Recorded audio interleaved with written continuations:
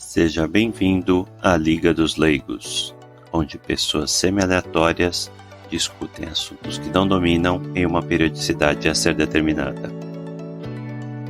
Boa noite a todos. A Liga dos Leigos está reunida hoje para tratar da obra An Open Letter to Open-Minded Progressives, uma carta aberta para progressistas de mente aberta de Mencius Moldbug, que é o pseudônimo do Curtis Yarvin. A maior parte das ideias do Curtis Yarvin vem do seu blog, Unqualified Reservations, e estão aqui representadas nesse livro. Para fazer essa discussão, estão aqui comigo Zeno Estoico, estão Salazar Luso. Olá, tudo bem? Jusilei Encanador. Olá, meu povo e minha pova.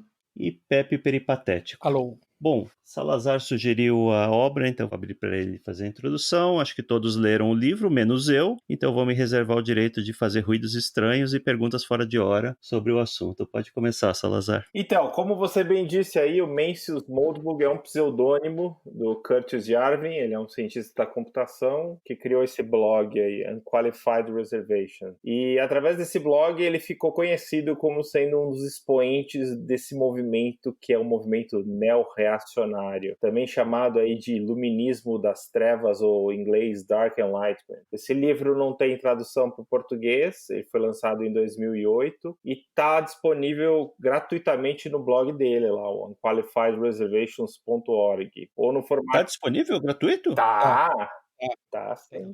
Gastei dinheiro à toa com essa porcaria, então. Ou em formato e-book, né, que pode ser adquirido na Amazon e em outras lojas, né? O livro, tem $2 à toa. O livro, como o próprio nome diz, é direcionado aos progressistas americanos, né? O progressista é um termo que é dado a quem é de esquerda nos Estados Unidos, também chamados por lá de liberals ou liberais, né?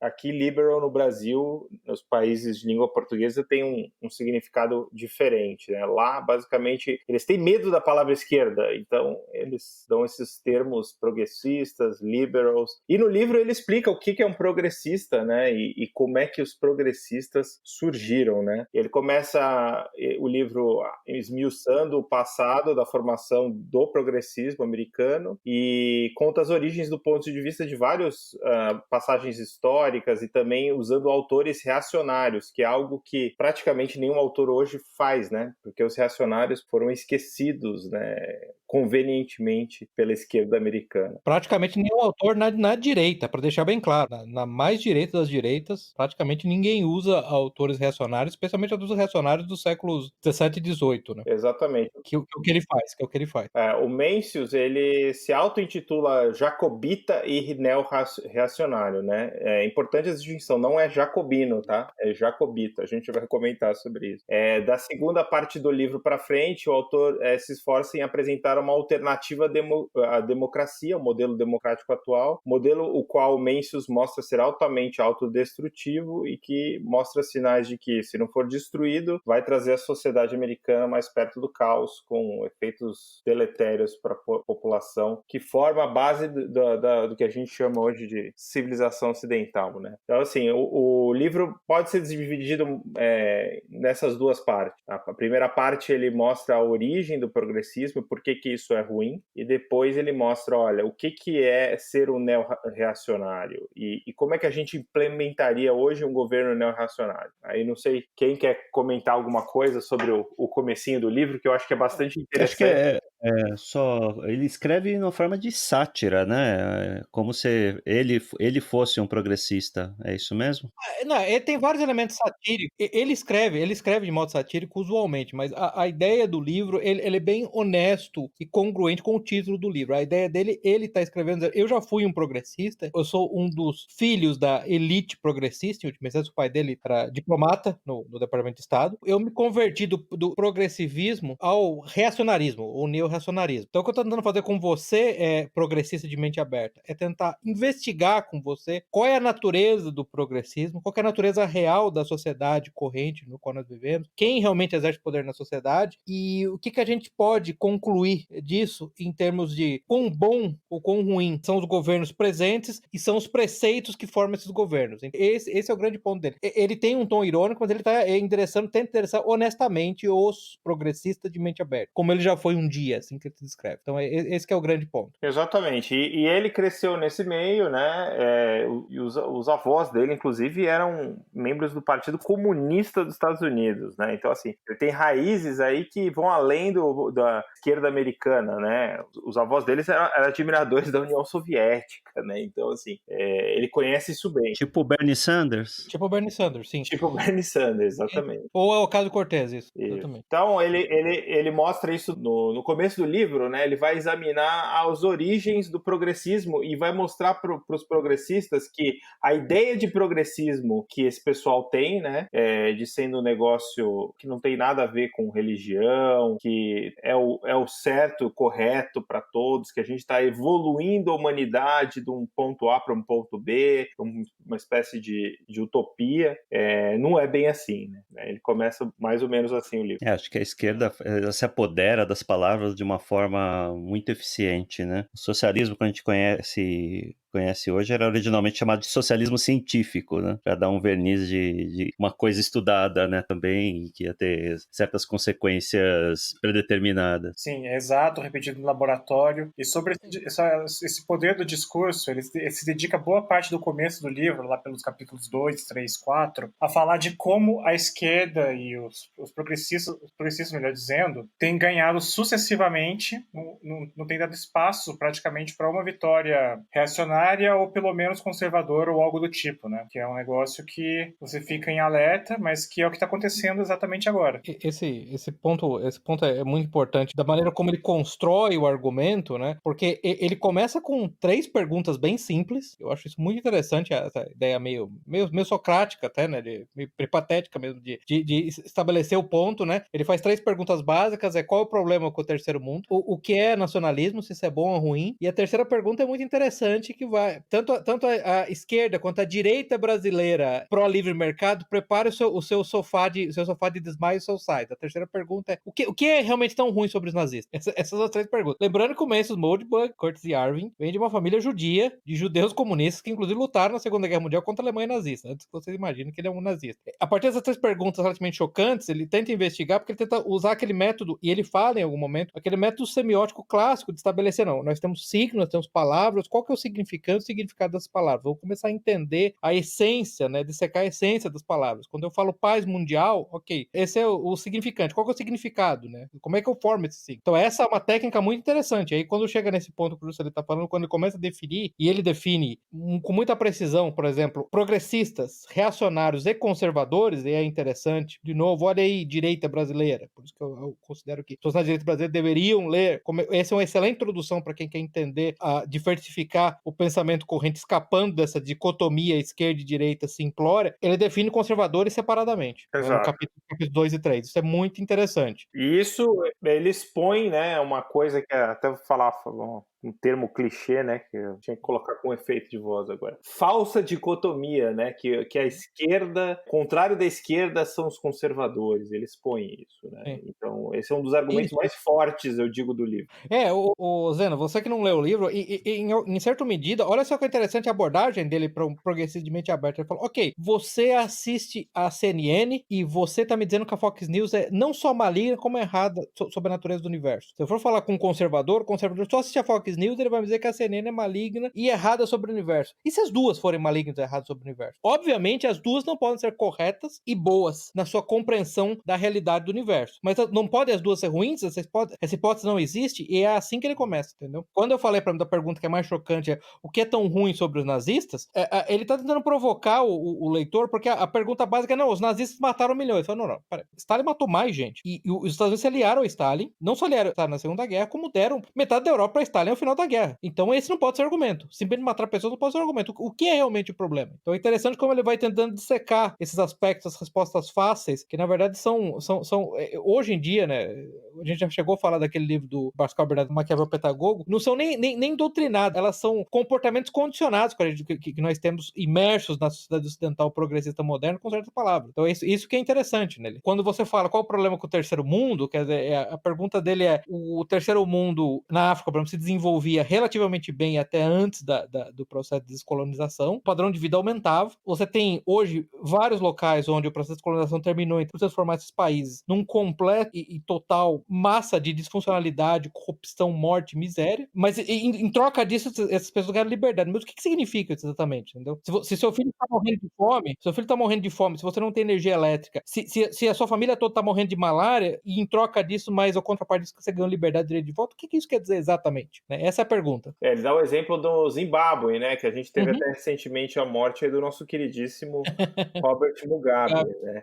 Então, assim, ao acabar com a colonização, que foi um feito que ele faz questão de mostrar documentos, que foi algo que foi... A gestação disso foi dentro da academia americana, né? Desse movimento de independência, né? De libertação nacional, como os comunistas gostam de colocar também, né? Isso. Então, a academia americana apoiou quase unanimemente esses movimentos de independência, né? Gerou um problema muito grande ao colocar um cara como o Mugabe, né? Tá gerando até hoje, né? Com essas crises de migração aí pra Europa. E você veja que é interessante, porque eu tô falando que ele tá usando de novo o processo de dissecação do dissecamento do sentido básico das palavras, porque ele fala, você vai pegar o caso do Zimbábue, uma declaração multilateral de independência. Ele falou, o que significa uma declaração multilateral de independência? Que quando os Estados Unidos declararam independência na Inglaterra, não houve um acordo entre múltiplas partes que concluíram que devia ter independência. Declararam independência e começaram uma guerra, e foi assim que a independência aconteceu. Quando a sua independência depende da chancela de um monte de órgãos oficiais, é possível que não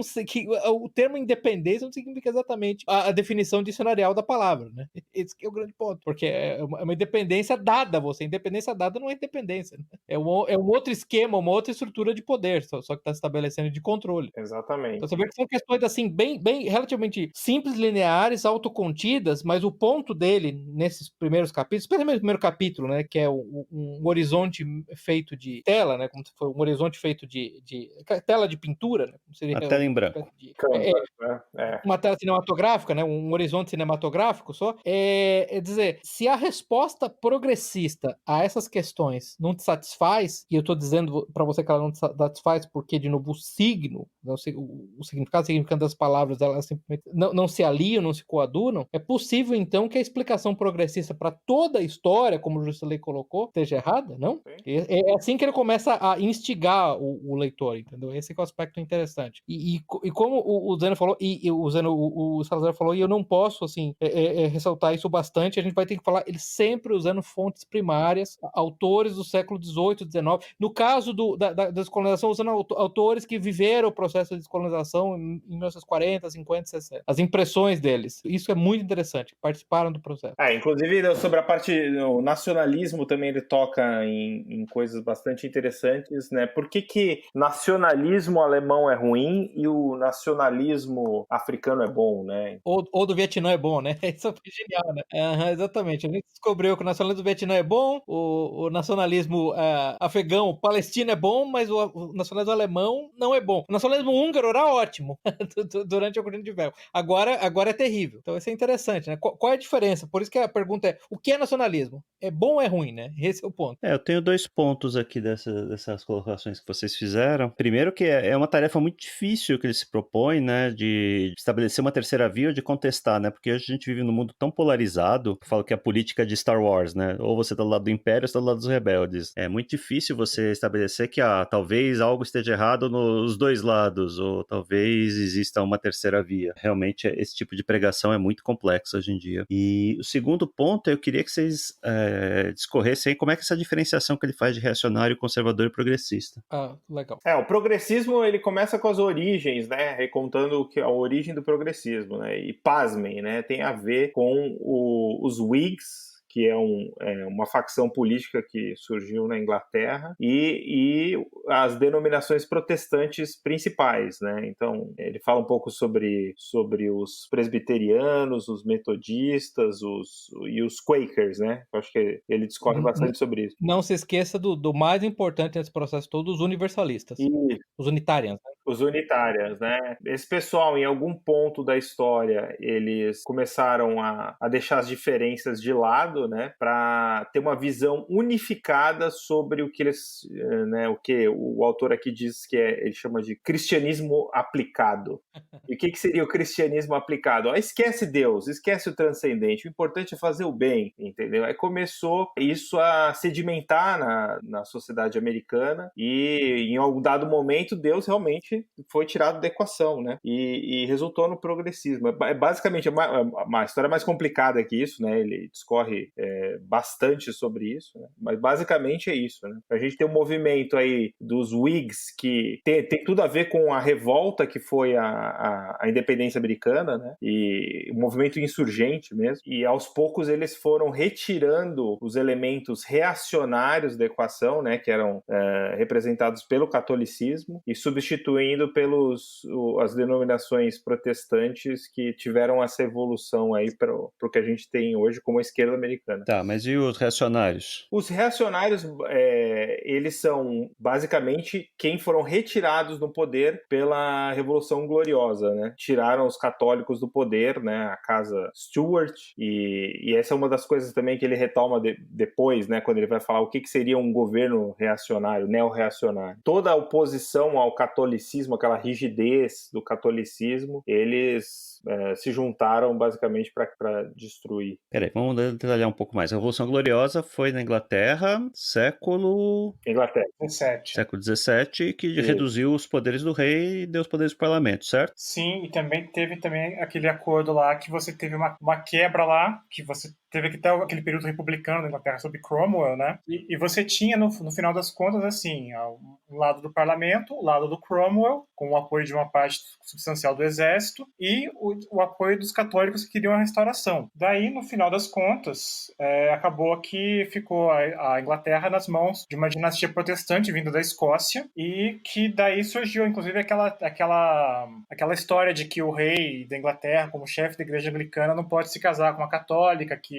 não sei se vigora até os dias de hoje, mas se não foi até pelo menos anteontem, tinha uma disposição assim. Vamos dizer que a família real britânica tá escangalhada até, né? O termo técnico talvez fosse arrombado, mas é isso aí. Tá, mas assim, como que o Mencius Moldbug define os reacionários no livro dele? O aspecto mais interessante é a maneira como ele define os reacionários. E uma definição simples: os reacionários são a favor da ordem e da autoridade. Uma das coisas que ele fala que é interessante ele fala, reacionários são basicamente legitimistas. O que ele quer dizer com isso? Ele quer dizer os reacionários aceitam os governos da maneira como eles existem, enquanto os progressistas julgam os governos segundo preceitos morais subjetivos, que tipicamente demandam a maior autonomia e liberdade individual, e os governos que não se enquadram nos princípios gerais, morais subjetivos, que são constantemente evoluindo, eles são ilegítimos e têm que ser derrubados. Ok, é o que a gente vê hoje. Então essa foi a questão primordial que levou tanto a Revolução Gloriosa quanto a Revolução Francesa, né? Esse que é o grande ponto. Acho que o ponto importante aqui, e todo mundo na direita deveria conhecer esse termo, e eu sei que as pessoas, infelizmente no Brasil, não conhecem, que se elas conhecessem, que elas estão infectadas por essa, eu considero isso uma distorção mental, voltando no ponto do Salazar, que é o que a gente chama de Whig View of History, né? Essa ideia da visão da história segundo a perspectiva Whig, porque a ideia da perspectiva Whig, voltando nesse ponto, é que a história da humanidade, ela vai numa progressão do passado para o futuro, no qual ela vai passando por um processo no qual mais liberdade, mais iluminismo, mais iluminação vem, até que se culmina com as formas modernas de democracia liberal e eventualmente monarquia constitucional e democracia liberal, democracia de massa, né? Esse que é o ponto primordial. Quando você percebe que praticamente não existe, no Brasil isso é verdade, nos Estados Unidos é menos verdade, mas no Brasil não existe ninguém que não adote uma maneira de outra, esquerda ou direita, essa visão Whig da história, né? A ideia é que ele dá um exemplo excelente do reino da Sicília, como ele era bem administrado antes da unificação italiana, como ele foi, na verdade, destruído durante a unificação, mas ele foi destruído porque, segundo essa visão Whig da história, a dinastia Bourbon, que gerenciava, era iliberal, e portanto ela era ruim, ela era involuída, não importa quão bem administrado, quão seguro, quão eficiente, quão fiscalmente responsáveis eles eram. Eles não eram liberais democráticos, eles não estavam nessa visão Whig da história, eles não estavam caminhando para a maior liberdade, portanto eles são ilegítimos e tinham que ser removidos. É uma visão darwinista da história, né? Da política e da história. Isso, assim, tem até uma analogia com o materialismo histórico, dá para fazer, né, com o marxismo. Só que é uma visão visão que parte de outros preceitos, mas assim, no final das contas, o progressismo americano, ele é fruto dessa visão Whig que foi levado cada vez mais para frente, né? Então, essa visão de evolução mesmo, com o darwinismo, né? E ele dá também o exemplo se não me engano, da Sicília, né? Que tinha um governo... Pepe acabou de falar, presta atenção. Não, foi a Sicília que eu falei. Presta atenção. Eu acabei de falar da Sicília, pô. Os Borbônios na Sicília. Ah, é verdade. Sim, como eles foram removidos pelos britânicos, tá? Foram removidos pelos britânicos. Mas é que é muito importante esse ponto, quando o Salazar começou a falar de como ele identifica o progressivismo com, na verdade, o cristianismo, porque, ou melhor dizendo, o progressivismo como a heresia do cristianismo, porque esse é exatamente o ponto que o Eric Voegelin fez no Science, Politics and Gnosticism, e que o Olavo de Carvalho faz quando ele escreve a mente revolucionária, que a ideia básica, né, é que o movimento começou, particularmente na Europa, no século XIII, começou com Joaquim de Fiore e outros místicos. Na verdade, a ideia básica é que nós vamos trazer o paraíso na Terra, porque a gente desistiu de esperar a segunda vinda de Cristo, e a gente vai criar o paraíso na Terra agora, dentro da história. Ele não vai ser fora da história com a segunda vinda de Cristo. Vamos criar agora. E por isso que essa progressão é importante, né? Eu me lembro, eu acho que foi o próprio Joaquim de Fiore, que é o místico italiano, que ele chegou a falar algo do tipo, a história se divide em 3 fases. Até a vinda de Cristo foi a idade do pai, a vinda de Cristo foi a idade do filho, e agora que nós estamos descobrindo essa paraíso na Terra, essa nova idade vai se chamar da idade do Espírito, da idade do Espírito Santo, onde todas as instituições vão acabar, inclusive as igrejas e os estados, todos os homens vão viver hermanamente nesse plano, nesse planeta. Sou familiar. E para dar um outro exemplo dessa evolução histórica, mas do século XIII, tá? Século XIII e XIV. Para dar um outro exemplo dessa evolução histórica, é o próprio Hegel, né, que dizia que a história da humanidade ela se divide em 3 fases, né? E as 3 fases, na verdade, são de expansão da liberdade. Na primeira fase do despotismo oriental, né, das cidades-estado e dos impérios babilônicos, só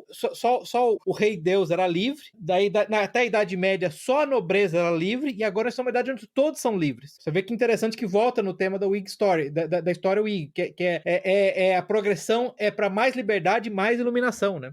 E aí também se enquadra muito bem exatamente no mito darwinista. Estou usando mito nesse caso, tá? Calma, gente, ninguém precisa imediatamente negar a evolução, mantenham suas calcinhas apertadinhas no lugar. Estou dizendo mito no sentido que é uma narrativa que abrange toda uma explicação para a existência humana, né? Que é o mito darwinista também de evolução. Então você vê esse aspecto da evolução nesses 3 cenários, e que essa ideia de evolução predata a própria evolução darwinista, né? Mas isso é muito importante, é o Whig View of History, e se você conversar com 99% dos direitistas brasileiros, vão dizer, não, as coisas estão melhorando, as coisas estão sempre caminhando para melhor, né? E o passado era muito pior, né? Um ponto que ele faz que eu acho bastante interessante é sobre os libertários, né? Então ele fala assim, por que os progressistas, eles olham os libertários com maus olhos? É porque os libertários, foi um movimento que foi útil nessa visão Whig da história no passado, quando eles estavam lutando contra os Tories, que eram os donos das terras, né? Então, os libertários, eles representavam um contraponto. Explica o que são os Tories aí, acho que nem todo mundo sabe. Então, os Tories são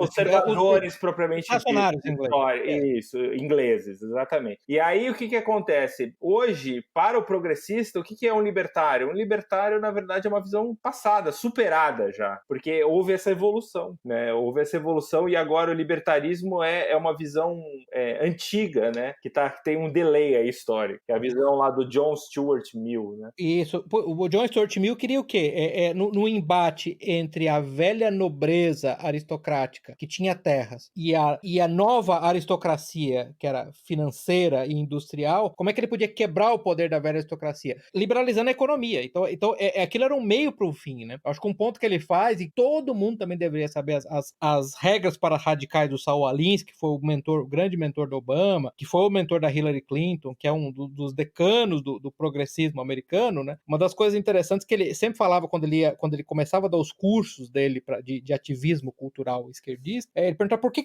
vocês estão aqui? As pessoas, porque eu quero mudar o mundo, porque eu quero acabar com a fome, qualquer uma dessas palhaçadas que você pode imaginar. Ele falava, não, ele ficava irritado, ele falava, eu tenho vontade de bater em vocês estão aqui por um motivo, porque vocês estão aqui para conseguir poder. Qualquer coisa que vocês querem fazer demanda poder. E até hoje a esquerda tem uma noção muito mais clara de poder, da necessidade de poder, do que a direita. Então, naquele momento, ser um clássico liberal como John Stuart Mill era importante, porque daí a ele poder, é uma maneira de conseguir poder, né? Quebrar a espinha dorsal, quebrar a espinha de poder poder da velha aristocracia para dar poder. O Zip Catholic, que é um blogueiro americano, esse é o pseudônimo dele, né? Ele tem uma frase excelente sobre isso. Ele fala: os nazistas são esquerdistas que ficaram para trás no tempo. Porque as pessoas... Você lembra que a própria esquerda, na década de 20 e 30, foram bastante simpáticas a vários aspectos do nazismo. O Hitler chegou a ser eleito o homem do ano pela Time, né? Só que eles ficaram para trás, né? Os objetivos mudaram. Mas, desculpa, os métodos mudaram, mas o objetivo continua sendo o mesmo. A gente não vai fazer um episódio se o nazismo é de esquerda, que ninguém tem mais saco para isso, tá? Eu não tenho saco para isso. Eu acho uma tremenda tolice do Morgenstern. Por exemplo, gasta um tempo enorme com isso, até porque eu diria que eu acho que o ponto do texto do Mão de Bug é exatamente esse: você é de esquerda, ou seja, você é progressivo, progressista, ou você é de direita, você é conservador? Nenhum dos dois, eu sou reacionário, né? O Bonald, que escreve naquele excelente blog Orthosphere, que é um blog de tradicionalistas e neo-reacionários, ele tem uma frase ótima para isso, né? Ele fala: entre a esquerda, que são os jacobinos, olha só, não jacobitas como o Salazar falou, o Salazar vai depois explica jacobitas, entre a esquerda, que são jacobinos da Revolução Francesa, e a direita, que são girondinos da Revolução Francesa, eu sou um Bourbon restauracionista, portanto eu sou reacionário. Esse é o grande ponto, né? Então essa discussão, ela não... o próprio Mão de Bug acha, por exemplo, ele sustenta a tese que o nazismo foi de direita, mas isso é irrelevante para a necessidade, para nossas conclusões, porque nós estamos falando de neo-reacionários ter uma visão muito diferente da ordem da realidade. O nazismo foi certamente revolucionário, assim como o esquerdismo, assim como o comunismo. Esse é o ponto que vale. E na visão do Moldbug e os conservadores? Essa é a pérola. Salazar, você quer abordar esse problema?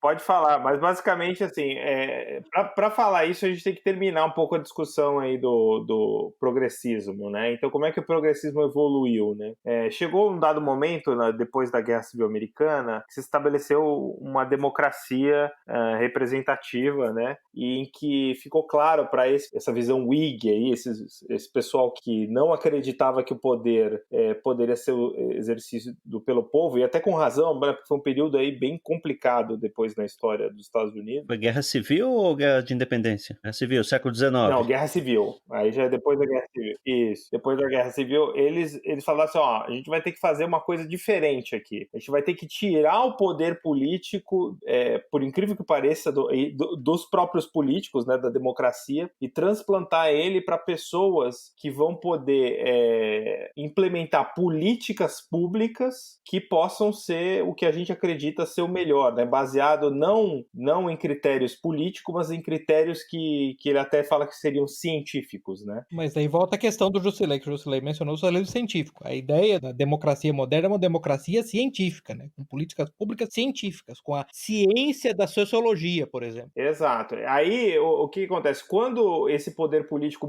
ele migrou para as universidades americanas, né? Que a Harvard, a Yale, né? E aí a política pública engoliu a política americana desde então, né? E essa ideia de ter dois partidos, né? O partido que ele chama no livro o partido interno, que seria o Partido Democrata, que é mais próximo dessa elite intelectual que está nas universidades, e aí você tem um partido que é o partido externo, que serve de contraponto, né? Que é o Partido Republicano, que seriam mais tradicionalistas, mas que estão ali até para reforçar o avanço do partido interno e dos seus burocratas que estão lá no governo, né? São os servidores públicos, civis, e a imprensa, que a imprensa é o que vai agir para manufaturar esse consenso em cima da população, né? Ou seja, o esquema que ele mostra é a universidade pensa e o que tem que ser feito, digamos, em termos de política pública, a imprensa checa com a população e fabrica ali um consenso com a população de que aquilo é bom, e os políticos, eles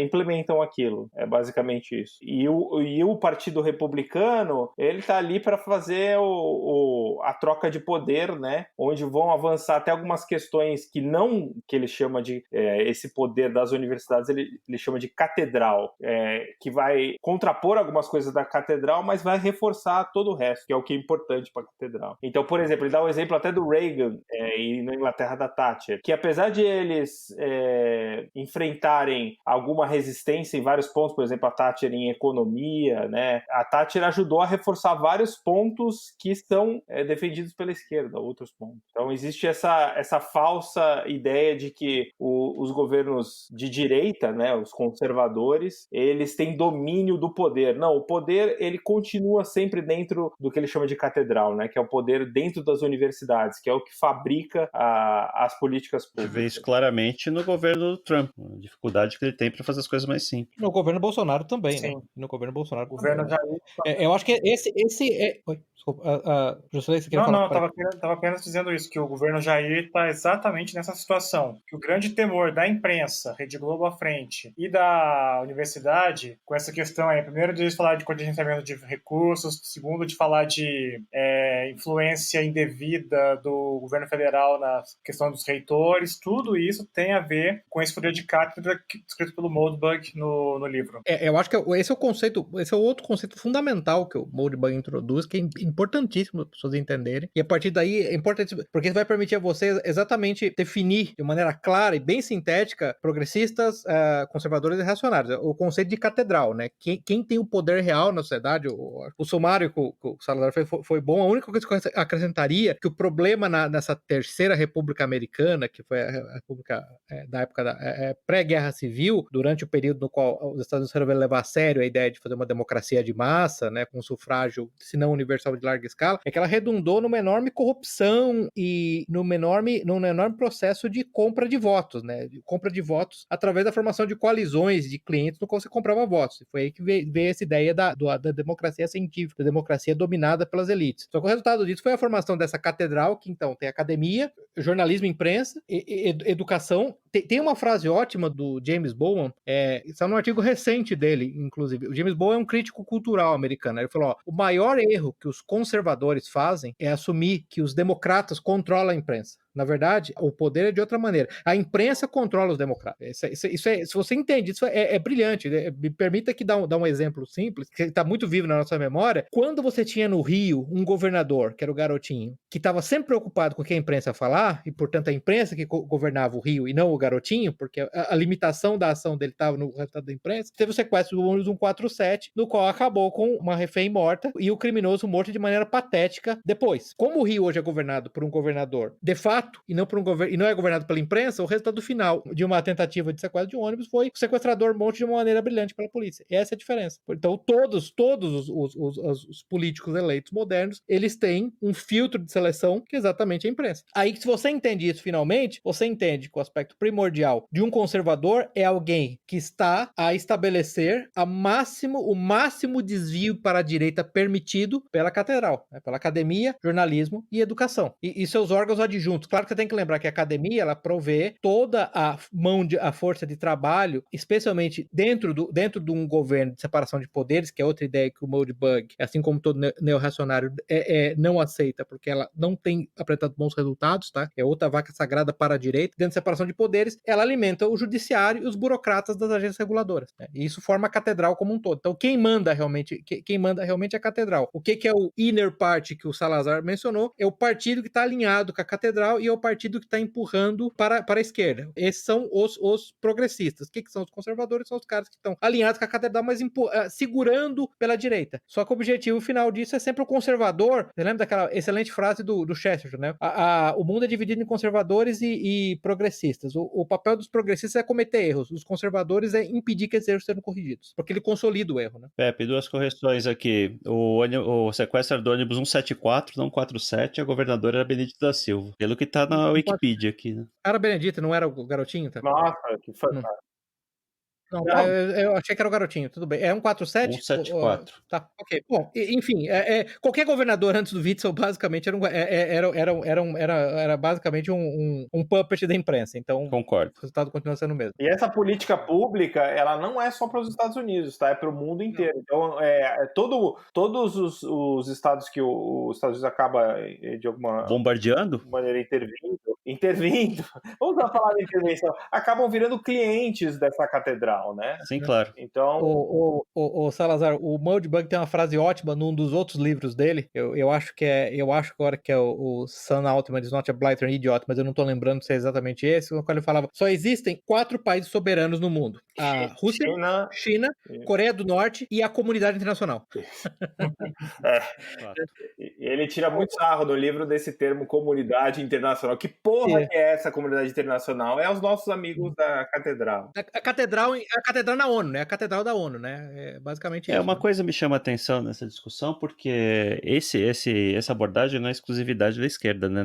Na direita a gente tem os malditos positivistas que também acham que para tudo dar certo basta colocar as pessoas certas, as pessoas que entendem o melhor do assunto na posição certa e tudo vai dar certo. E é uma outra versão desse tipo de abordagem. Sim, abrir entre aspas científica, né? Mas é por isso que eu faço questão. Eu acho que vai ser o terceiro podcast onde eu menciono aquele famoso texto do Prof é o pseudônimo de um dos autores do Orthosphere, que de novo é um blog que eu recomendo, uma e-magazine que eu recomendo, que é a narrativa contra a modernidade. Né? A modernidade é um problema. Qual que é a solução? A solução para o problema é política, é só eleger as pessoas certas. Esse basicamente a esquerda inteira vai dizer: a modernidade não é um problema. A direita, 99% da direita vai dizer: é um problema, mas é só eleger as pessoas certas. Aí o segundo nível de resistência é aquele que diz: não, é um problema intelectual, na verdade. A gente tem que criar movimentos intelectuais, discutir, debater e mostrar que a modernidade é um problema e que a solução para a modernidade passa por uma série de ideias. Finalmente tem o terceiro grupo, no qual eu me incluo, para deixar claro para todo mundo,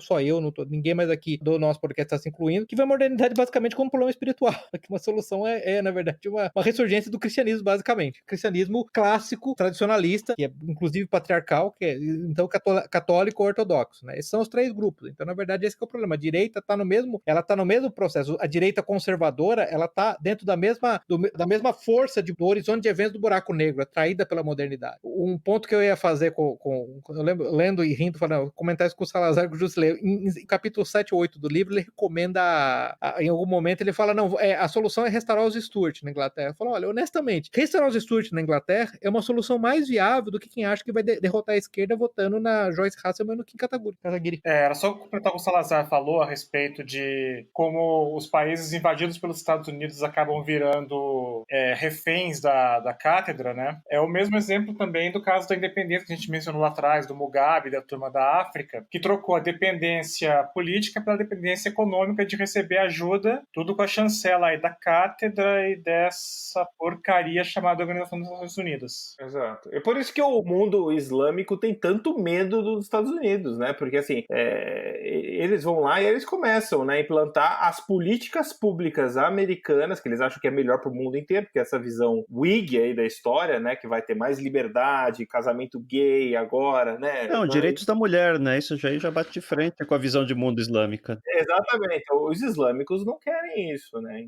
As coisas começam a encaixar, né? Depois que uma pessoa que lê esse livro e não entende como certas coisas funcionam, realmente tem uma explicação bem coesa. Alinhada com a realidade objetiva. Isso, coesa, exatamente. Porque as coisas começam a encaixar na sua cabeça. É importante enfatizar isso, porque tem gente que ainda acha que o problema todo islâmico é a Palestina, é função de fronteiras, ou território A ou território B, que não, é uma questão muito mais profunda. Exato, né? Então, assim, tem uma questão de soberania mesmo e de preservar as tradições, né? Uma coisa que o Moldbug fala muito, assim, que é uma política estrangeira boa para os Estados Unidos é não ter política estrangeira. Não se metam, né? Porque todo país tem direito à soberania, né? Então, entre um conflito entre uma nação e outra, não tome parte. Curiosamente, essa era uma posição preponderante até a Segunda Guerra Mundial, né? Tem o capítulo 5, que é o caminho mais curto para a paz mundial. Em certo ponto, o argumento que ele fala o caminho mais curto para a paz mundial é: os Estados Unidos deveriam reconhecer a independência e soberania de todos os governos na Terra e respeitar isso de acordo com as leis internacionais. Acabou. Mas você vê, Zeno, como isso é um problema para a esquerda, porque o que ele está dizendo, na verdade, é que você, esquerdista, que está batendo bumbo para a intervenção americana, direitista que está batendo bumbo na intervenção na Venezuela, e você, esquerdista, que está batendo bumbo para a intervenção americana, sei lá, nas Filipinas, Hong Kong? vocês dois são um problema. Não, o esquerdista tá batendo bom pra intervenção nas Filipinas. Filipinas? Por quê? Porque o Duterte é homofóbico e misógino. Ah, tá. E os direitistas estão porque...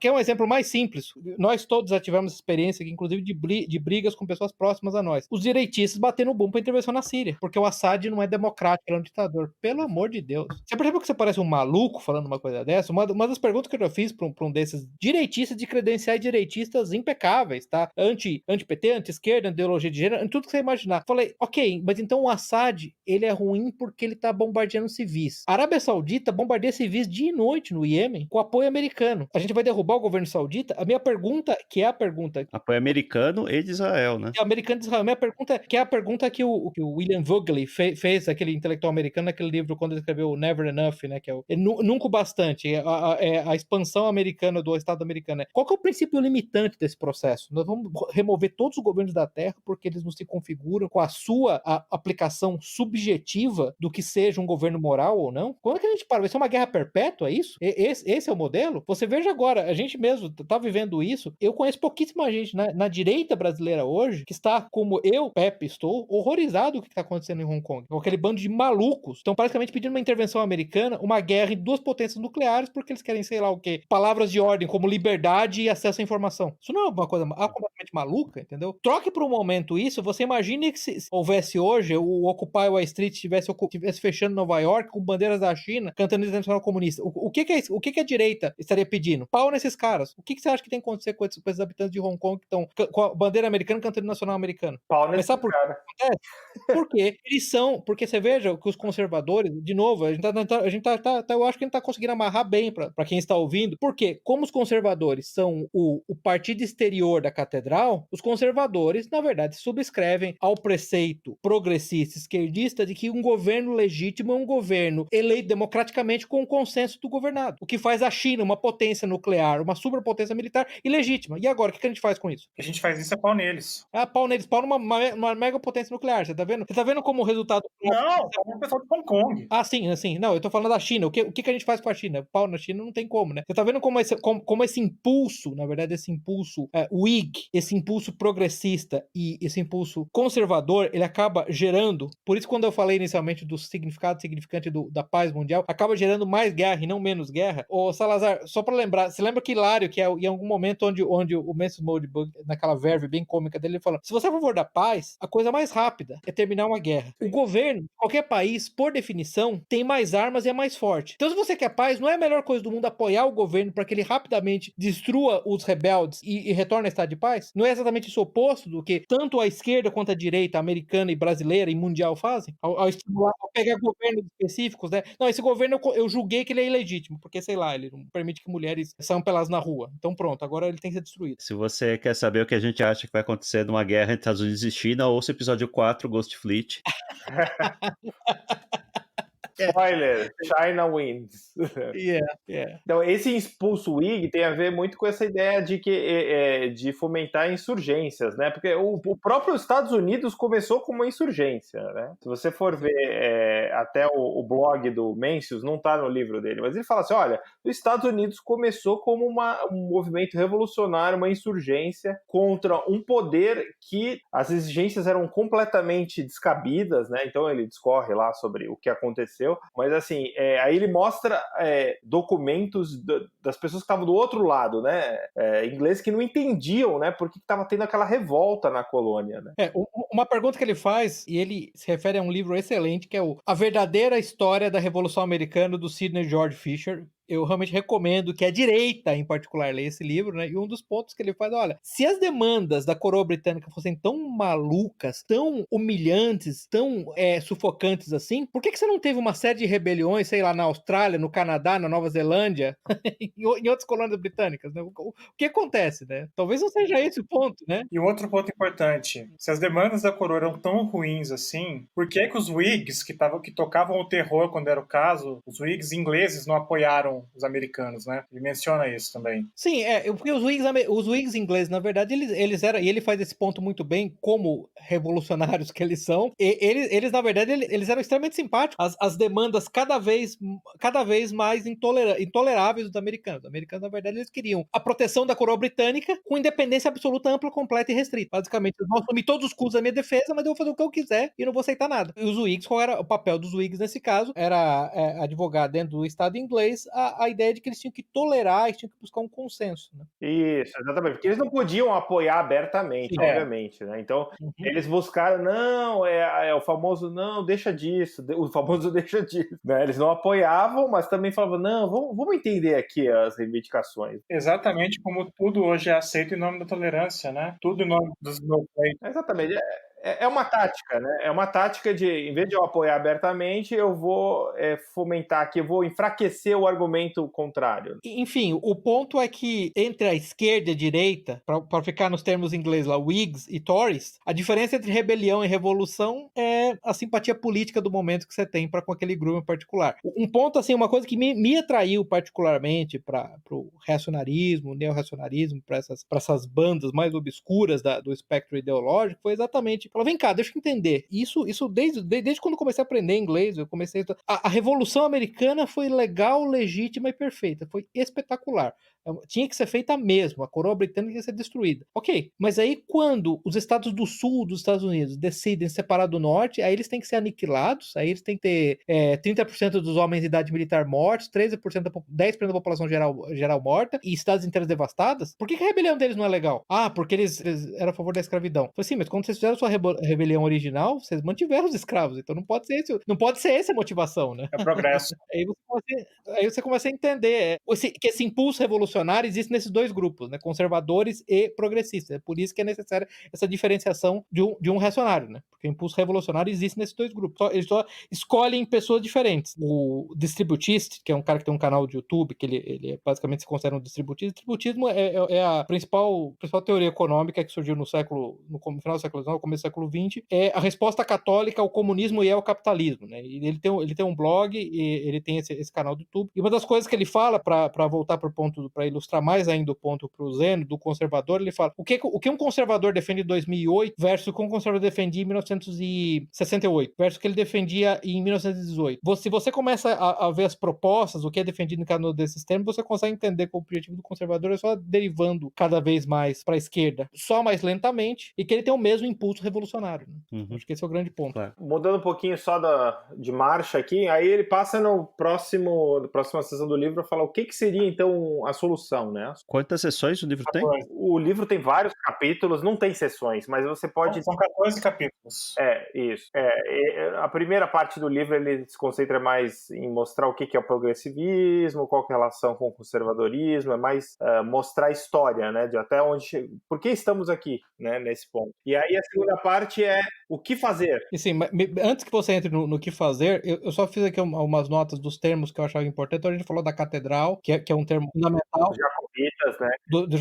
Você falou que ia falar dos jacobitas, e eu acho que uma outra coisa que é importante, nos primeiros capítulos que ele definiu, ele fez uma taxonomia de governos, só para falar rapidinho disso, que é muito importante, né? Ele falou que ele começou por um governo tipo 3, ele falou um governo tipo 3 é o que o Karl Popper definiria como uma sociedade aberta, né? No tipo 3, basicamente, a livre expressão de ideias, as ideias competem num livre mercado e as melhores ideias podem se estabelecer, né? Ele falou, o governo não controla a opinião pública e nem é controlado por isso. Esse é o tipo 3, né? O tipo, daí ele vai para o tipo 1, que é o oposto diametral do tipo 3, é uma sociedade onde o governo controla a opinião pública, daí dois exemplos clássicos seriam realmente o mundo comunista, né? A Coreia do Norte ou a Rússia stalinista, mas eu não tenho problema nenhum em dizer que, por exemplo, você pode considerar a Europa medieval um modelo muito próximo do tipo 1, porque a Igreja Católica determinava o discurso aceitável, perfeitamente válido, não tem problema nenhum, aliás, eu não tenho problema nenhum com isso. Bela e moral, como diria como diria aquela conta do Twitter do Paulo Roberto. Aí a sociedade do tipo 2 é uma sociedade no qual o governo central colapsou e ele não consegue mais controlar o fluxo da opinião pública, o fluxo de pensamento, e, portanto, o que acontece é que são as instituições que elas começam a controlar a opinião pública, portanto, controlar o governo. Para sumarizar, é algo como o tipo 3, o governo não controla a opinião pública, o tipo 1, o governo controla a opinião pública, o tipo 2, a opinião pública controla o governo. Só que a opinião pública controla o governo através da catedral, né? Eu acho que essa é uma ideia importante que ele estabelece no livro, que ajuda a entender também. Agora eu vou deixar o Salazar falar dos jacobitas antes dele ir para a solução do Moldbug. Os jacobitas, eles são quem quer restaurar, né, o pessoal da restauração da monarquia do rei da Inglaterra, que foi deposto pela Revolução Gloriosa. É a restauração de um tipo de monarquia que é a monarquia absolutista. Católica, né? Católica, exatamente. Então é basicamente isso, não tem nada a ver com os jacobinos. Mas a Inglaterra católica, ela deixou de existir com Henrique VIII, não? Ele fez o cisma lá e criou a Igreja da Inglaterra. Então ele quer alguma coisa pré-Guerra das Rosas. Pré-cisma, certamente. A ideia, quando os jacobitas se identificavam, a ideia deles era o restabelecimento do rei católico James VII, do James VII da Escócia, James II da Inglaterra. Mas isso daí é pós-Casa Tudor, não? Sim. Então, é a Casa Tudor que, na verdade, nesse processo, eles foram, na visão deles, erroneamente removidos, legitimamente removidos. Uma coisa engraçada nessa Salazar, ele se declara como um jacobita, mas você entenda que ele usa o termo numa expressão mais ampla. O Salazar está explicando a história, né? A história do jacobita. Só que ele é alguém que, basicamente, está advogando por monarquia. Aliás, ele tem um texto dele que tem exatamente esse nome, né? Divine Right Monarchy, né? É monarquia do direito divino para o intelectual secular moderno. Ele na verdade, ele não é apenas de ascendência judaica, como ele também é ateu. Mas ele ainda assim defende a monarquia de direito divino. É uma figura interessante. Eu fico um pouco incomodado com esse tipo de proposta. Hoje é igual algumas pessoas que defendem a restauração do império no Brasil, da monarquia no Brasil. Eu até entendo o racional por trás da questão de você ter um governante que vai pensar no longo prazo e tentar deixar uma situação mais estável possível para os seus herdeiros, mas isso não é prático hoje, né? Qual que é o plano dele? Então, o plano dele a gente entra na segunda parte do livro, né? Que ele fala assim, então, como é que a gente restaura ter um governo são? Então, aí entra numa série de coisas que aí é a parte que a gente, eu pelo menos acho que ele vai muito a fundo na implementação desse governo, né? Então, a primeira coisa que ele fala a gente tem que ter um governo que seja um líder absoluto, né? Então, é uma espécie de absolutismo mesmo, né? O líder, ele é responsável por todas as decisões e ele é suportado por uma espécie de que eles chamam de é como se fosse um board de uma empresa, tá? Ele faz muito a analogia com empresa. Então ele fala, temos um CEO, né, que é o responsável por tudo. Inclusive ele usa a palavra CEO em vários lugares e ele inclusive evoca o nome do Steve Jobs como se fosse o rei da Califórnia, digamos assim. Isso daí é meio estranho para mim isso, porque em primeiro lugar, o CEO pode ser deposto a qualquer momento, de acordo com mudança de humores aí do mercado ou fracasso de lançamento de um produto, né? Diferente de um rei que não pode ser deposto, assim, sem quebra de regime, né? Não pode ser deposto em hipótese nenhuma. Então, aí ele fala desse board, que seria aí depois ele, mais pra frente do livro, ele deixa isso pro final, como é que ele deixa meio aberto, né? E no final do livro ele fala como é que seria selecionado esse board, essas pessoas que vão decidir se o rei, digamos, ou o CEO ficaria no poder ou não, né? E aí tem alguns critérios objetivos. Por exemplo? Por exemplo, criminalidade, né? Ele fala, criminalidade tem que estar abaixo de um certo nível, por exemplo. Não, mas qual o critério para selecionar quem vai fazer parte do board? Então... ele fala disso. Ele dá várias soluções, tá? Ele fala assim, olha, essa parte que teria várias opções. Uma das opções seriam pegar pessoas de altíssima responsabilidade dentro de uma sociedade. Então ele dá exemplo como médico, piloto, engenheiro. Percebe que você está criando uma outra catedral aí, né? Mas eu acho que o aspecto mais importante disso, Zeno, é que a ideia não é destruir a catedral mesmo, tá? A ideia é simplesmente capturar a catedral e tem uma catedral reacionária. Eu já tive essa discussão com muita gente boa na direita, que, por exemplo, diz, não, nós precisamos destruir o Deep State. Catedral, outro não, para catedral seria Deep State, nós precisamos destruir o Deep State. Eu falei, não, isso é impossível, porque isso é inerente à natureza humana. Você sempre tem, por isso que eu particularmente sou muito simpático com aquela ideia dos perennialistas, do René Guénon, do Fritjof Schuon, que você tem as 4 castas, que são 4 arquétipos fundamentais das sociedades humanas. As castas sempre vão existir. A única coisa que você quer é que a casta superior, por exemplo, eles usam o termo Brahmin para definir a casta superior, esteja capturada por gente responsável, sã e relativamente moral, e não por esses malucos que nós temos hoje que estão a favor de travesti lendo e interagindo com criança em escola pública. Esse é o ponto. Tá? A ideia não é destruir a catedral, é capturar a catedral e ter a sua. Uma das ideias, por exemplo, que ele dá no final do livro assim, é que sejam pais de família, pessoas que tenham algum tipo de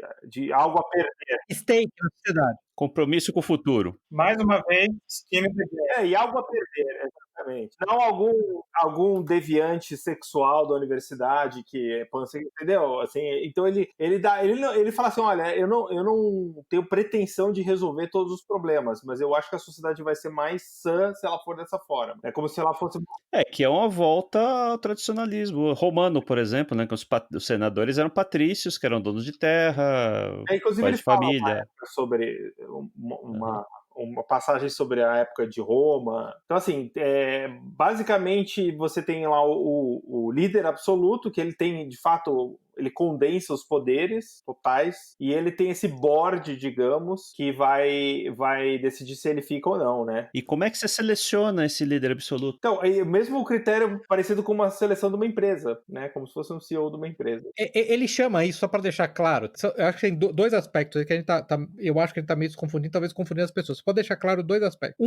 O que ele faz é reconhecer que sociedades onde você tem um líder com poder de ação, um líder com legitimidade e poder de ação absoluto, elas estão mais estáveis. Esse é o primeiro ponto dele. O segundo ponto que ele reconhece ao longo da história é que um bom governo, ele é seguro, ele é eficiente e ele é responsável. Esse é o segundo aspecto. Ele reconhece esse fato. Tá? Ele reconhece que um dos problemas do Estado moderno é que a existência da catedral e a desconexão entre os elementos da catedral e as consequências de suas ações leva a mau governo, leva a um governo que degenera e tende a se tornar insustentável. Ele reconhece esses fatos. Então, eu acho que você vai voltar lá, você pega o próprio Jean Battista Vico, o intelectual italiano, ele fala: a monarquia é o sistema de governo que melhor se configura na natureza humana. Isso não quer dizer que toda monarquia é boa, e B, eu não estou dando uma receita de como recuperar a monarquia.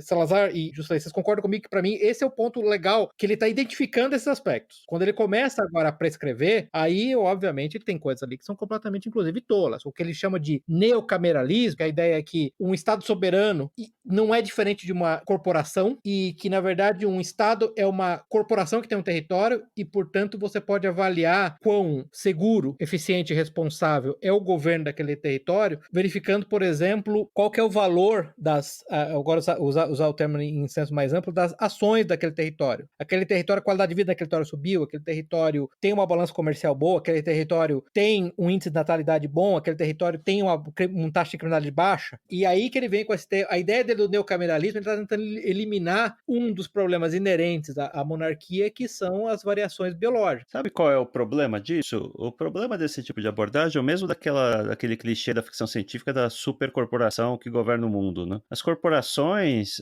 são avessas ao prejuízo, sempre vão estar evitando entrar em algum tipo de ação que vá trazer algum prejuízo para os donos ou para os shareholders. E governos, frequentemente, têm que entrar em empreitadas que são inerentemente prejudiciais. Né? Por exemplo, uma corporação nunca iria conduzir uma guerra que ela não vencesse instantaneamente. Se os Estados Unidos fossem uma corporação, por exemplo, nunca ia invadir o Iraque ou o Vietnã ou se envolver em um monte de aventuras militares. É um excelente ponto em favor dele, mas tudo bem. Esse ponto é ótimo para ele, então é excelente. Não é só esse ponto. Ele, inclusive, fala do eventual problema da caridade, né? Obviamente que, eu diria, do ponto de vista tradicionalista, até católico mesmo, a caridade tem que ser muito mais uma empreitada pessoal do que uma empreitada do Estado de qualquer modo, resolve. Mas você percebe que aí que ele tenta amarrar com o que o Salazar está falando do neocameralismo, quem é que tem poder, quem é que participa do processo decisório na sociedade, ou quem pelo menos tem o poder final de remoção. Porque você falou dos reis, você concorda que em última instância todo rei pode ser removido por uma rebelião. Sim. Ele não pode ser legitimamente removido, mas ele pode ser removido por uma rebelião. Aliás, eu diria que esse é um ponto, se não me engano foi a Regine Pernod que fez, eu não lembro qual historiador que fez, que ser rei na Europa medieval era um trabalho muito perigoso, né?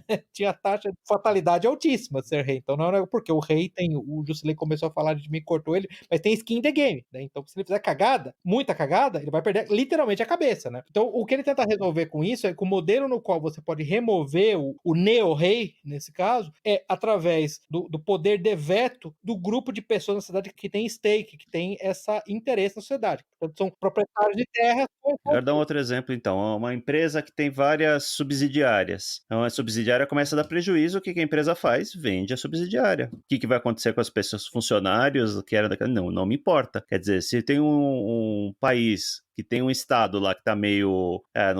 não tem muitos recursos naturais, a população lá não está muito preparada, então vamos desfazer desse pedaço. A população que se vire lá. Eu acho que ele não propõe isso. Ele propõe, na verdade, que a administração seja mais parecida com uma de uma empresa e que os escolhidos não fiquem na mão do intelectual que está lá criando mofo dentro da universidade, totalmente desconectado. Mas, por exemplo, um cara que seja um pai de família, que paga os impostos. Inclusive, ele propõe, eu acho que já é forçação de barra, tá? Mas é o sistema de ações. As pessoas vão ter ações de acordo com a importância delas na sociedade, digamos. Eu concordo com esse modelo de pessoas que têm mais compromisso com o futuro terem mais peso nas decisões. O que eu não concordo com essa analogia com a empresa, porque empresas são inerentemente insanas, né?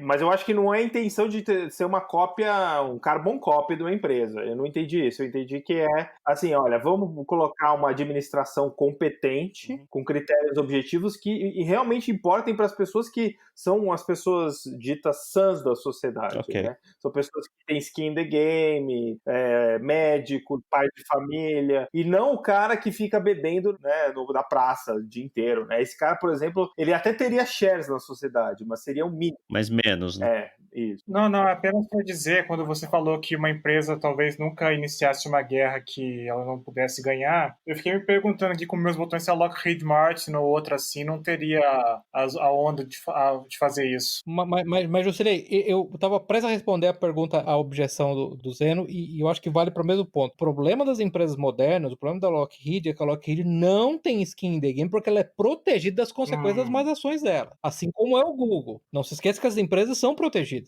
Elas são protegidas por uma série de controles governamentais. A Lockheed pode fazer a cagada que ela quiser, ela sempre vai ter contrato do governo. Então você fala que as empresas são insanas, o Zeno, e as empresas modernas são insanas, elas são insanas em grande parte, porque nós vivemos nessa mistura pseudo-privada, no qual, através, na verdade, da influência da catedral, de um monte de intelectuais também isolados das consequências das suas ações, o governo ajuda as empresas a desperdiçarem dinheiro sem sofrerem consequências. Entendo. Especialmente se elas têm acima de um certo tamanho. Bailout, né? Para ficar um exemplo claro, é a Gillette, né?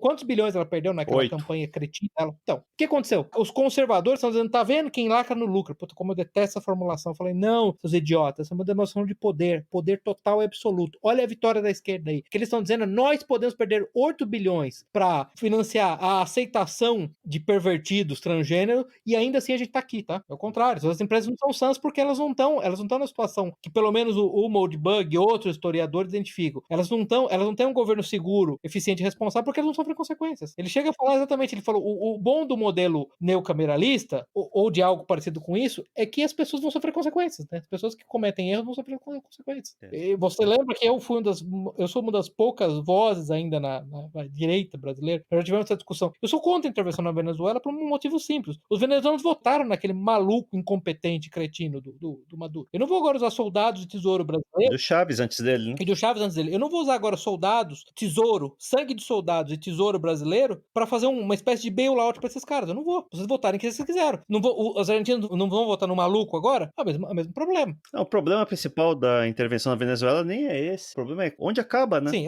Qual é o princípio limitar? O país está tão destruído. Não é simplesmente derrubar o governo e colocar outro, né? E aí? Você se torna corresponsável das decisões que o sucessor tomar. O povo venezuelano tem que ter. Eu tô dando ele skin in the game, ele tem que ser responsável pela besteira que ele fez. Lamento muito. Meu coração está com eles. Eu acho terrível, cara, crianças passando fome, mas vocês votaram pra isso, né? Você tem que entender quando vocês tomar essa decisão, né? O que eu posso fazer? Entendeu? Então, esse pra mim que é o ponto primordial. Não é, de novo, mas por favor, identifique, eu acho que esse é o ponto. Ele tem um capítulo quando ele tenta falar da reestruturação da dívida pública desse novo governo, como se fosse uma espécie de calote soberano. Então há coisas que eu chego a considerar tolas. Elas começam a bordear o autismo. Aquela parte de criptografia, que ele fala que as armas vão ser desativadas, aquilo é desnecessário.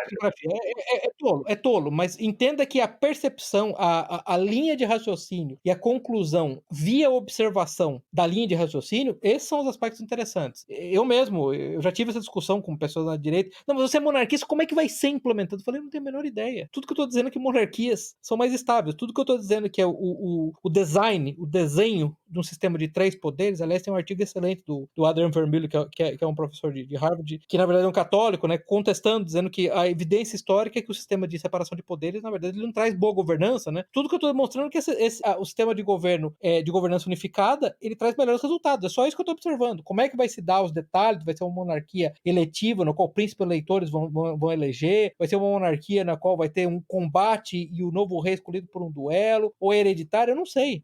Esse não é o ponto. Eu considero que quando você começa a prescrever, você começa a entrar no terreno da tolice, mas essa percepção desses aspectos é importante, no mínimo para remover essa barreira mental, para remover essa dicotomia do partido interno versus o partido externo. Acho que a gente devia adotar um modelo de Wakanda que funcionou super bem lá.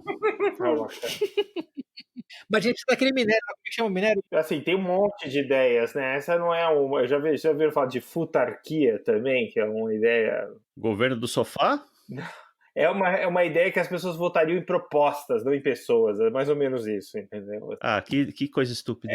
Então, assim, tem... Mas, assim, o ponto de fato, ele mostra que as monarquias absolutistas, elas tiveram uma estabilidade melhor, e quando elas estiveram no seu melhor, elas entregaram uma estabilidade muito grande para os seus constituintes, né?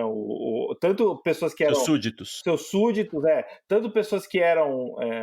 a casta privilegiada, digamos, né, os guerreiros, como os servos, né? Então, inclusive ele fala um pouco sobre servidão, temas polêmicos, né? Que ele fala sobre escravidão, né? Então ele fala, mas escravidão é ruim. Não, vamos analisar primeiro o que é escravidão. Então ele fala o que é de uma forma a tirar toda aquela carga da escravidão que vem com a propaganda esquerdista, né? Então, o que era a escravidão, né?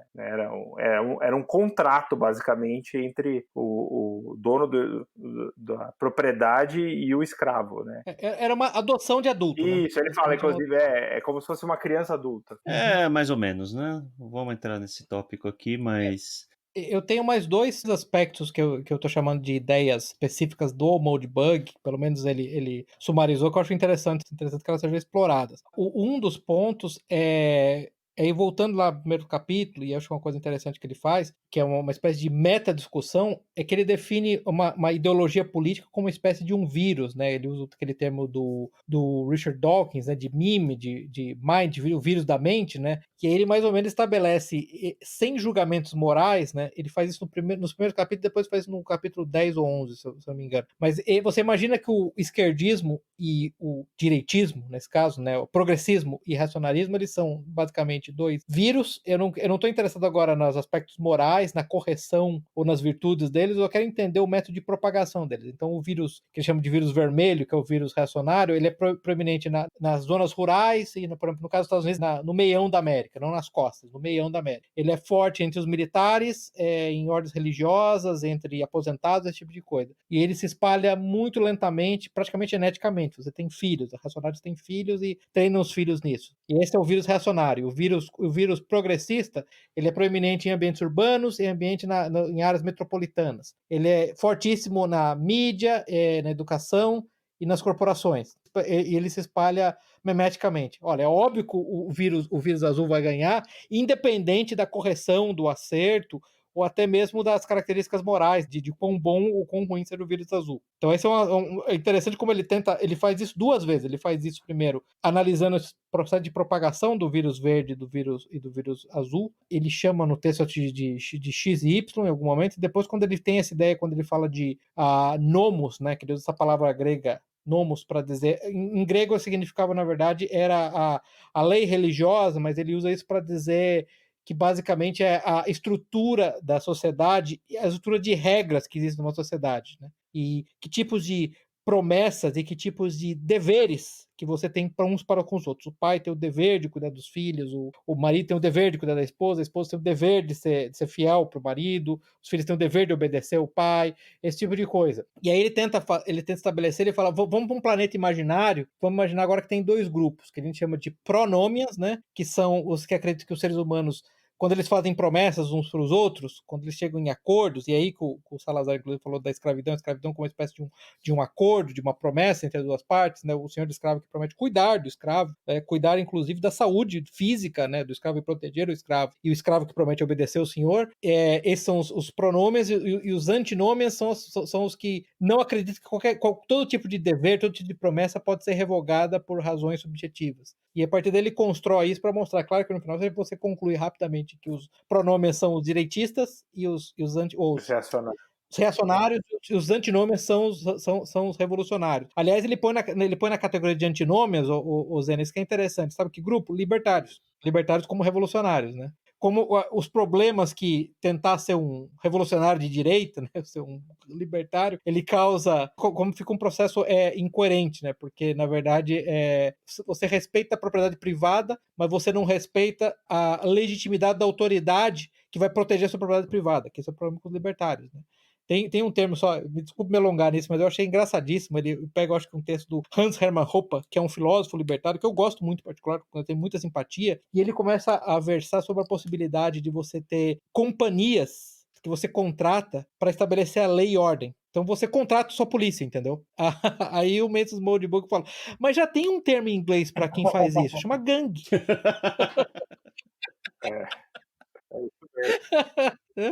O nome disso é gangue, entendeu? Então são essas as duas e eu acho que a terceira última coisa que eu tinha para falar, que ele faz, a gente já falou disso no primeiro episódio, já falou disso, ele separa bem a diferença entre o progresso tecnológico e a qualidade do governo, né? Aquela ideia que tem tecnologias sociais, tecnologias mecânicas. Então é verdade, a visão Whig da história, ela é em certa medida condizente com o progresso científico-tecnológico, mas não com progresso social e de qualidade do governo. Inclusive ele faz um exercício mental, olha, remove todo o progresso tecnológico, né? E deixa só o progresso dito social. As coisas pioraram ou melhoraram? Você vai ver que pioraram, né? E ele faz o reverso, né, o Salazar, porque ele fala, imagina que eu volto pro governo americano do século de 1908 e dou a ele as tecnologias de gerenciamento correntes, né? Ele chega a brincar, fala, se eu pegar os Estados Unidos de 1908 e transplantar para o século XXI, a minha avaliação é que em 10 anos eles seriam a maior potência industrial do mundo, mas assim, de longe, passariam a China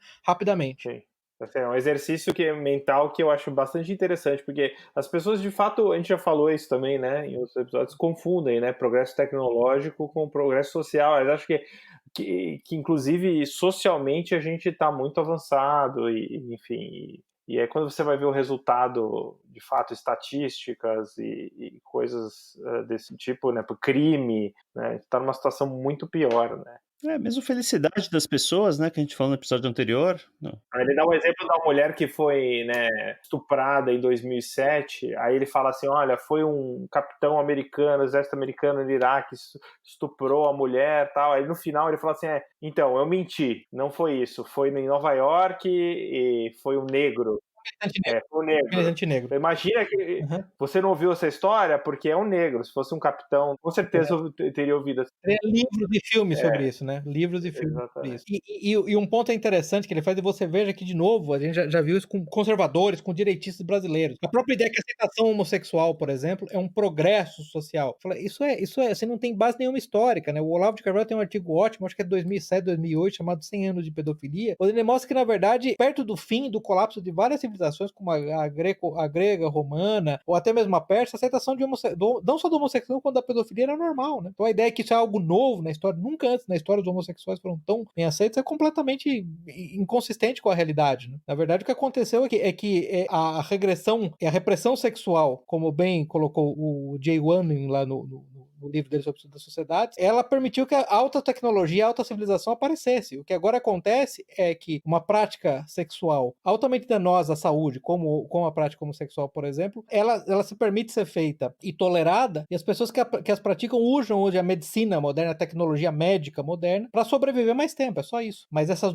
dois eixos da tecnologia social, que era a repressão ao homossexualismo e a tecnologia mecânica ou tecnologia material, que são medicamentos para tratar as doenças oriundas da prática homossexual constante, elas são ortogonais, né? Elas não têm relação. E uma mascara a outra, na verdade, né? O exemplo, a criminalidade aumentou, mas o número de assassinatos diminuiu. Eu falei, por quê? Diminuiu porque hoje você tem métodos mais eficientes de, numa sala de emergência, proteger alguém, salvar a vida de alguém que levou um tiro, levou uma facada. Mas a criminalidade aumentou, né? É porque é alguém que em outros tempos teria um ferimento fatal, né? Hoje sobrevive, sei lá, décadas com suporte. Né? Mas é importante, eu acho que esse é o ponto, sumarizar esse aspecto. Entenda a diferença de tecnologia social e tecnologia mecânica, né? De qualidade entenda a diferença de qualidade do governo e progresso tecnológico, né? E entenda que a visão Whig da história não se aplica a tecnologias sociais e não se aplica a qualidade de governo. Ele faz um ponto, eu lembro que em algum momento ele fala assim, todas as formas de governo que nós conhecemos hoje, que nós praticamos hoje no século XXI com seus iPhones e GPS, eram conhecidos por Aristóteles. Ninguém inventou nada novo. Exato. É realmente um livro bastante interessante,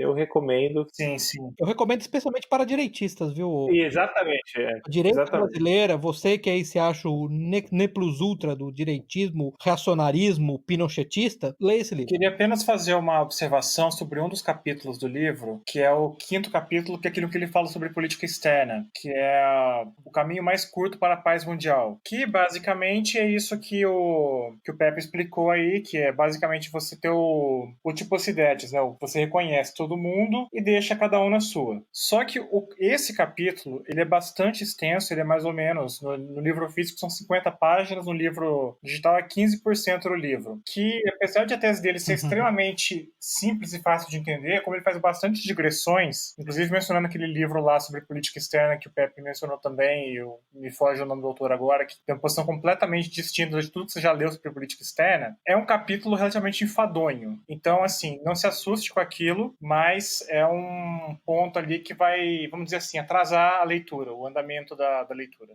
E outra coisa que eu recomendo é que você leia num computador que tem algum browser, porque ele tem muitos links para vídeos, para outros artigos, que dificulta. Se você está lendo, por exemplo, num Kindle ou em algum lugar que não tem um browser, você não vai perder todos os links, né? Ele tem link até pro Tropa de Elite. Tem bastante link mesmo. É sério. Por quê? Por que isso? Porque foi publicado originalmente no blog deles, tem um motivo, né? E é um livro de 2008, então Tropa de Elite na época era o grande filme do Brasil. Terceiro mundo. Sim. Eu acho que uma coisa também importante, já que nós estamos falando de observações sobre a forma do livro, ele tem uma série de referências bastante obscuras. Eu recomendo que a pessoa que começou a ler, entender, não se desencoraje por conta dessas referências. Eu até recomendo, no caso, leia uma vez, passe uma vez pelo livro e volte depois para ver as referências. As referências são muito boas, mas muitas delas são extremamente obscuras e longas, tá? São textos em inglês arcaico, por exemplo,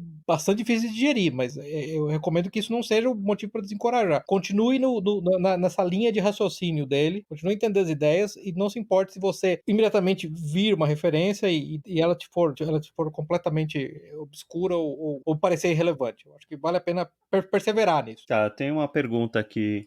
O livro foi publicado em 2008, o blog está sem atualização desde quando? Ele parou de atualizar o blog, ele falou que ia sair do debate público. Eu acho que foi 2012, 2013, eu não lembro agora a data. Quais foram as consequências dessas ideias dele? Então, isso aí teve segmento? Ele teve um impacto grande na comunidade, que é minúscula, o Salazar chamou no começo do programa de Dark Enlightenment, né, do iluminismo da Idade das Trevas, né, uma espécie de... que a ideia, exatamente voltando ao ponto, progresso tecnológico, a tecnologia material do iluminismo com a tecnologia social da Idade das Trevas. Aí vem esse termo Dark Enlightenment. E na comunidade neorreacionária ele teve um impacto relativamente grande. Ele é considerado um dos decanos desses dois subgrupos da esquerda, da direita tradicionalista americana. Mas é basicamente isso. No mundo real, não, né? Ele não teve impacto. Até porque parte da proposta dele, você lembra que ele chega a falar, uma reação, né? Uma restauração, uma reação, tem 3 métodos para tomar o poder. Um método é resistência violenta, revolução. Hoje em dia o Estado só tolera esquerdistas fazendo isso, né? Só tolera antifas batendo nas pessoas. Não tolera direitistas que façam a mesma coisa. Outro método que é o método gramsciano de entrar para as instituições. O problema é quando você vai para as instituições, para a academia e para a imprensa, você acaba se corrompendo, você não corrompe eles. E o terceiro método, que é fabiano, que seria uma espécie de marcha democrática, que é abrir um partido, começar a votar nas pessoas, não funciona porque a dinâmica do partido exterior e o partido interior vai capturar você, né? Então, na verdade, por isso que não deve ser exemplo prático, porque os exemplos práticos que ele dá para voltar no ponto do Salazar são vamos fazer o Steve Jobs, CEO da Califórnia, com poderes limitados. Que ele chama de Steve Forne. Steve Forne, eu não sei exatamente como vai acontecer. Ele chega a falar, eu não sei se você lembra, chega a falar uma coisa que chega a ser boba até. Não, uma das ideias que pode funcionar é um golpe militar, mas como eu não conheço nada sobre militares, eu não vou dar minha ideia aqui. Outra ideia é um golpe civil, que eu estou chamando de um demo-coup, um demo-golpe. A gente junta gente o bastante, recruta as pessoas, sei lá, pela internet, a gente vai lá e demanda que o governo caia e que um líder máximo seja instalado. Inglaterra, Venezuela, Hong Kong e o Irã mostraram que isso não funciona, né? Pois é. Então, por isso que eu entendo que sua pergunta era qual é o impacto prático. O impacto prático é nenhum. Não só prático, assim, se alguém segue as ideias dele. Mas intelectual foi grande. O impacto intelectual pode ser na neo-raça. Esses termos, catedral, o próprio uso de Brad Pill, né, para indicar a direita e não a esquerda, o neocameralismo, as 3 teorias do governo tipo 1, governo tipo 2, tipo 3, o nomos, a ideia, a maneira como ele usa, todas as ideias foram bem aceitas, sim. Hoje a reactosfera, vamos colocar assim, né, sendo citado e seguido até hoje. Ele é um dos pais intelectuais desses caras. Eu posso dizer para você que para mim o impacto foi grande. Ele solidificou essa ideia de que a democracia realmente está em trouble, né? Tá assim como. Então, que a democracia não funciona, que a democracia é inerentemente um método de gerenciamento da opinião pública pela catedral.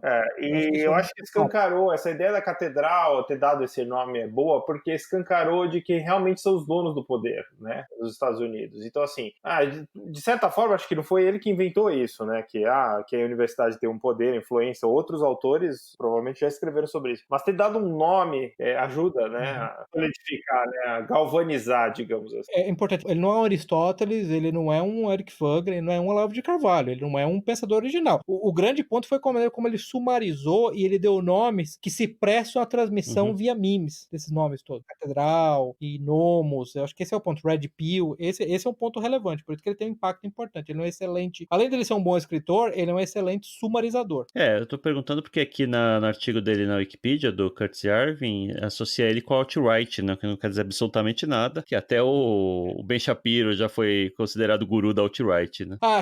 Candace Owens, que é aquela direitista negra americana, que é uma supremacista branca, né? Assim, qual que foi pra ele, pessoalmente, acho que custou muito, porque ele é um cara do Silicon Valley, né? Onde todos são progressistas. Então, eu acho que ele não é persona não grata hoje lá. Ele mora em São Francisco, mas... Ele abandonou o pseudônimo por vontade própria ou ele foi doxed? Então, se eu me lembro bem, Salazar, me corrija se eu estiver errado, ele foi doxed. Eu acho que ele foi doxed também, sim. Isso explica muita coisa, né? Porque de repente ele desapareceu, decidiu sair do debate público. Né? Sim, um cara que faz alguma defesa de escravidão, né? Porque assim, não é fácil, né? É um tema super complicado, né? E ele faz, olha, existe uma lógica atrás da escravidão. E aí ele mostra isso, né? Nesse livro ele fala um pouco. E ele fala coisas desagradáveis, né? Sobre a África. Pelo que vocês estão falando, eu acho que ele está defendendo mais a servidão, não a escravidão, né? Tipo, sei lá, o tipo de modelo que era praticado na Europa feudal, que não é exatamente a escravidão das plantations nos Estados Unidos, né? Um pouco diferente em vários aspectos. Sim, não, ele tá falando de uma forma, ele fala de uma forma abstrata, tá, sobre isso, né? Ele não tá falando, olha, bota os negros lá no plantation, de jeito nenhum, ele não fala isso. Aliás, ele é um cara pró-gay, né? Ele fala, olha, sou a favor casamento gay, eu sou ateu. Então, assim, não é um cara radical. Não é. Ele só não acredita mais em democracia, só isso. Ele acha que não... Ele é alguém intelectualmente curioso. Inclusive é interessante esse ponto que ele fala, olha, você veja só, hoje, no século XXI, a homofobia é um crime. Eu acho isso um desenvolvimento moral positivo, mas eu não deixo de ficar impressionado com a capacidade de controle da catedral de pegar algo que por 2000 anos de civilização ocidental foi considerado impróprio para se mencionar em público e transformar isso na verdade universal oficial pela qual você é punido se você divergir dela. Você entendeu? Que ele basicamente é um cara intelectualmente curioso. Ele fala, uma instituição que tem poder para fazer isso tem poder para fazer tudo, né? E esse é o ponto curioso. E assim, né, o ponto é, ele foi ostracizado do Silicon Valley, pra variar, né? A gente nunca viu isso acontecendo. Imagina. Você vê que o Kant Bot é um cara que não foi doxed ainda, mas morre de medo, né? Ele já falou, né? Eu já vi uns podcasts que ele participou e falou, cara, muita gente querendo dox me, né? Uhum. E aí, você vai contra a catedral e você nunca mais vai trabalhar, né? Basicamente, você perde a capacidade de sustentar a sua família. Simples assim, entendeu? Por isso que aquela ideia tola que você tem na parte da esquerda brasileira, Danilo Gentili e afins, e sem CPF, sem opinião, ela sempre só funciona se você for uma celebridade com colchão financeiro. Se você não for, você tem que se defender no estado onipotente e disposto a te destruir porque você é, aos olhos dele, imoral, né? Sim, as pessoas divulgam esse tipo de prática com a maior cara de pau, né? Vi no Twitter essa semana, quando eu vejo alguém que eu discordo ou que defende política de direita, eu vou lá no LinkedIn dele e vou azucrinar lá o empregador dele. Sim, não vem nenhum problema nisso. Agora eu não sei o que fazer aqui, peraí. Então, até o próximo episódio. Qual que é o próximo episódio? A gente pode falar qual que é o próximo episódio. Mas eu prefiro não. Vai que acontece alguma coisa aí, a gente tem que inverter a publicação. Vai que não é, vai que a gente é preso depois desse episódio. Exatamente. Vai que a gente é doxa de preso. Então tá bom, das boa boas noite. noites, né? Então, boa noite. Não, peraí, deixa eu organizar o negócio. Em ordem. Não é assim não, cara. Tem uma hierarquia, pô. Tudo bem, pessoal, encerramos aqui o episódio. Os links para as obras do Mencius Moldbug e Curtis Yarvin vão estar disponíveis nas notas do episódio. Nos despedimos aqui, eu, Zeno Estoico, Salazar. Até o próximo episódio. Jusilei. Até a próxima, meu povo minha pova. E Pepe. Até a próxima, gente. Obrigado, pessoal. Agradecemos a audiência. Até a próxima. Encerramos aqui nosso episódio de hoje. Links para os livros, filmes e artigos citados durante a discussão estão no site e nas notas do episódio. Assine o feed no site para ser informado automaticamente quando novos episódios estiverem disponíveis. Agradecemos a audiência. Roteiro, produção e edição pela Liga dos Leigos. Música de abertura e encerramento por Hook Sound. Fact-checking por basicamente ninguém.